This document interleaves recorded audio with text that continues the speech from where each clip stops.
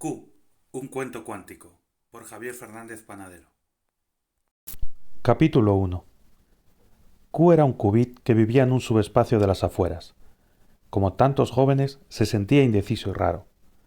Atrás quedó el tiempo en el que siempre respondía que sí a todo lo que le decían sus padres, salvo en las ocasionales rabietas en las que colapsaba en un inconsolable no. En algunos momentos, Q añoraba saberse cierto, estable y predecible, pero por otro lado le gustaba esa nueva incertidumbre, ya que la sentía como un requisito para la libertad que tanto anhelan los qubits adolescentes. Este cambio no había sido una sorpresa para Q. Llevaba muchos ciclos escuchando a su madre decir: todos evolucionamos, unos más lento y otros más rápido. Nadie sabe el hamiltoniano de nadie. Pero hay una diferencia entre saber que algo viene y sentirse preparado para ello. Esto hacía que Q no siempre estuviera de buen humor. Capítulo 2. Hijo, ¿sabes ya si vas a cenar? Le insistió desde el piso de abajo su madre, que no se conformaba con un gruñido por respuesta. ¿Subo yo a ver qué pasa? Dijo su padre. No, mejor no. Ya sabes en qué estado se pone si le preguntas tú. Mamá, gritó Q a través de la puerta cerrada de su cuarto. No es que no lo sepa y no lo quiera decir, es que si no lo pienso, no lo sé, y prefiero no saberlo. Eso le viene de tu familia, sentenció el padre, que son muy de Copenhague.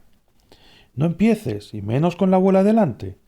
Al reparar en este pequeño detalle, el padre cayó desde su estado excitado, resoplando la energía correspondiente.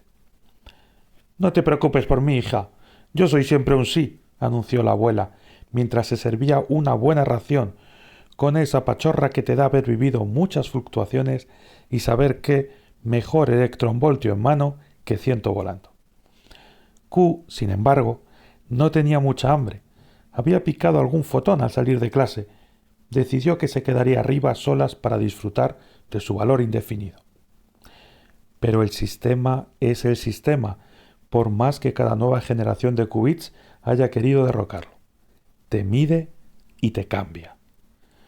Q se dio cuenta de que había caído a un estado definido. No voy a cenar. Por más que se hubiera resistido a contestar.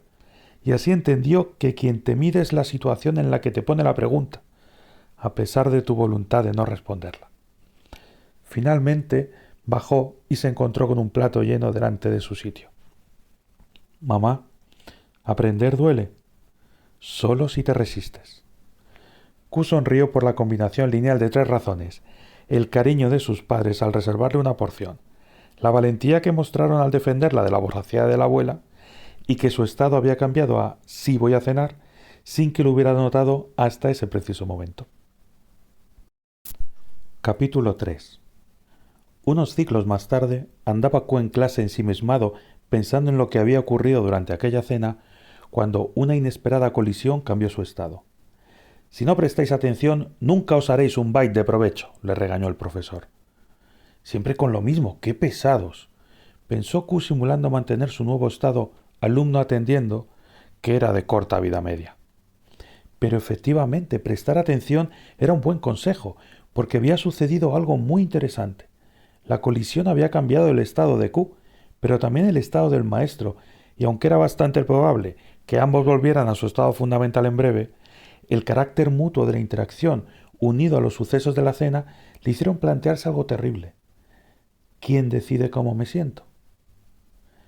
No le resultaba difícil recordar momentos donde hubiera sido algo externo quien lo determinara.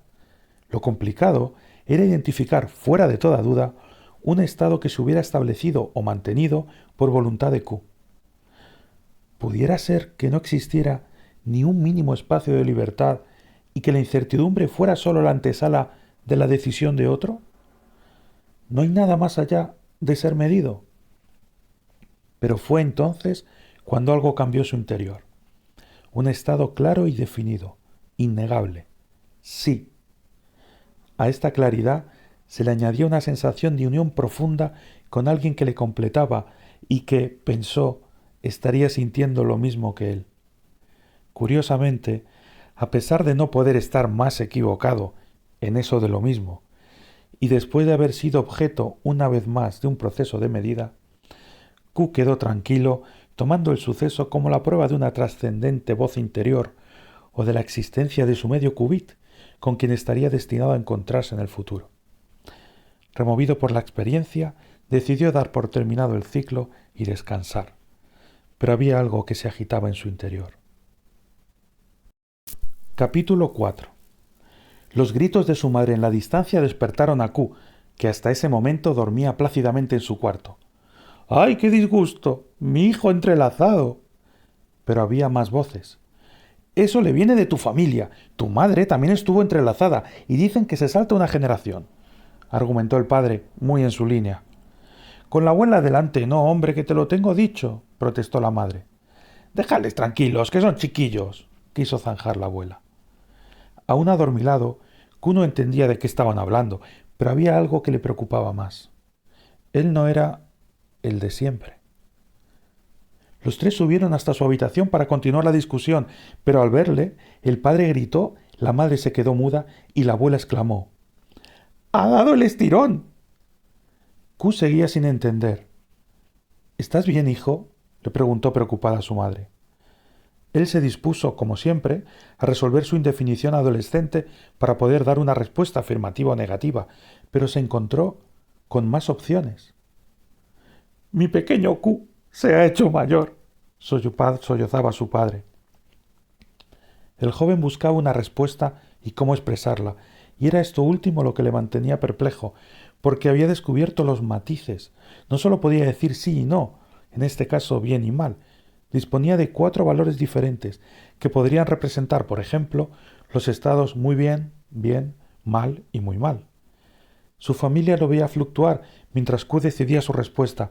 Finalmente, los 2 qubits que ahora lo formaban tomaron valores 1 y 1, así que Q se encontraba muy bien en su nueva condición, y todos lo celebraron. Capítulo 5. De vuelta a clase, Q entendió por qué siempre le habían parecido tan raros los mayores. Ellos no eran un simple qubit, ahora podía verlo. Claro, por eso se embarcaban en discusiones sin fin, porque había matices, estructura. No todo podía explicarse con el bit más significativo, no todo era 1 o 0. Sus antiguos camaradas le miraban desde la distancia, no acababan de reconocerle.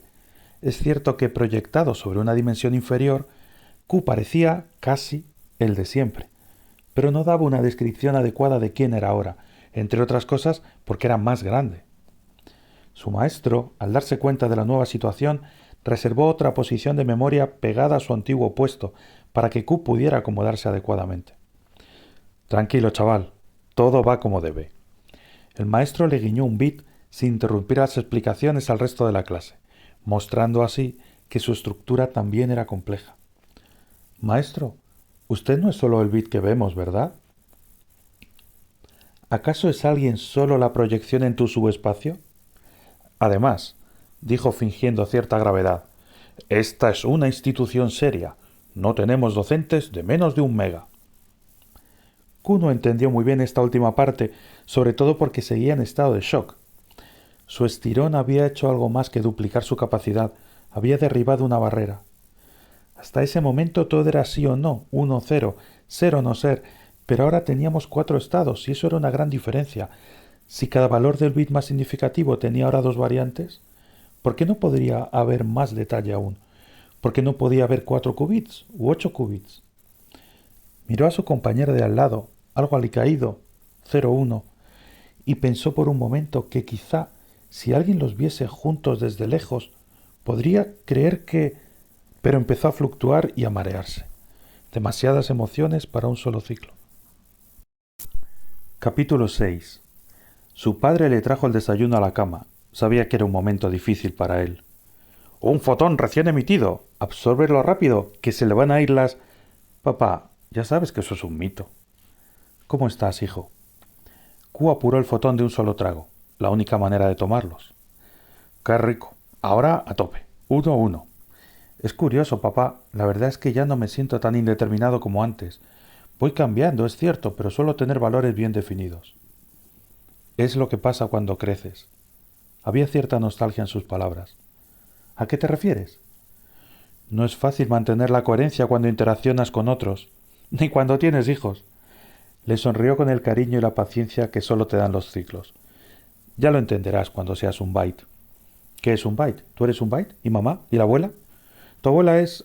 La abuela apareció interrumpiendo oportunamente la conversación. Esta vieja ha visto más memoria de la que tú puedes direccionar, proclamó orgullosa, para añadir después con más modestia. Aunque ya veo yo mi CRC y sé que no tengo los bits como debiera, pero bueno, ¿tirarías todo un paquete por unos bits erróneos? Pues depende de para qué, abuela, depende de para qué. Si fuera streaming, no, pero si fuera a que te cojo la cabecera y te la reescribo, ya está bien, cada uno a su esquina. La madre llegó en el momento justo para evitar males mayores. Q los miraba y veía 2 bits de cada uno cambiando locamente mientras discutían, pero no podía dejar de pensar en que ayer solo veía uno. Por favor, no peleéis, les pidió, que bastante lío tengo yo ya. La preocupación de Q hizo que se calmaran y se acomodaran a su alrededor. ¿Cuántos bits tenéis?, les espetó Q. Eso no se le pregunta a una señora, dijo la abuela divertida. En serio, Abu, hace unos ciclos solo os veía uno, ahora 2, pero siempre habláis de cosas que no entiendo y yo creo... Unos cuantos, hijo mío, terció su madre. Pero no es tan importante los bits que tienes, sino lo que haces con ellos. No le hagas caso. Ellas siempre dicen eso. Pero luego... Su padre no solía acertar con el mejor momento para hacer una broma. Papá, esto es serio, protestó Q. Vale, vale. Pues hablemos en serio. Desde que naciste has sido un qubit muy inquieto y sabíamos que antes de que nos diéramos cuenta ibas a crecer. Y aquí estás, con tus 2 bits, y pensando en más. Quizás sería bueno que te acostumbraras primero a estos. Cuya se daba cierta maña y, como cualquiera, quería lo que anticipaba. Su madre leyó mejor la situación. Querido Q, te voy a hacer las preguntas que muchos solo se hacen al final de su vida útil y otros nunca. ¿Qué eres tú? ¿Quién eres tú? ¿Eres la posición de memoria en la que te escribes o eres el valor escrito? La abuela pensó que quizá eso era demasiado para un joven de solo 2 bits. Bueno, ya es suficiente. Dejemos al muchacho que se ocupe de cosas de muchachos. Y salió de la habitación llevándose a los padres con ella. Pero es más fácil despertar a alguien que conseguir que vuelva a dormirse.